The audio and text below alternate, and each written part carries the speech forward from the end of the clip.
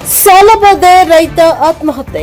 ಗದಗ ಜಿಲ್ಲೆ ಲಕ್ಷ್ಮೇಶ್ವರ ತಾಲೂಕಿನ ಆಡರಕಟ್ಟಿ ಗ್ರಾಮದ ರೈತ 42 ವರ್ಷದ ಪ್ರಕಾಶ್ ತಂದೆ ಫಕೀರಪ್ಪ ಬಂಗಿ ಸಾಲಬಾಧೆಯಿಂದ ಆತ್ಮಹತ್ಯೆ ಮಾಡಿಕೊಂಡಿರುವ ಘಟನೆ ನಡೆದಿದೆ.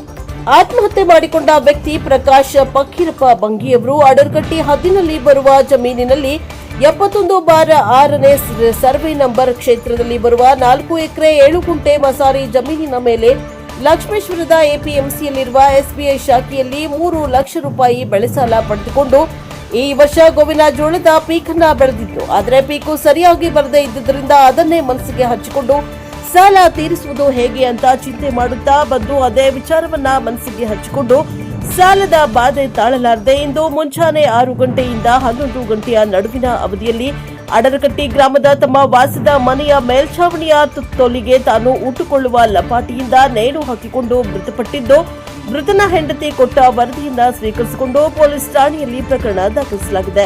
Bureau report Veeranna Hadapad, NKS TV4 Lakshmeshwar.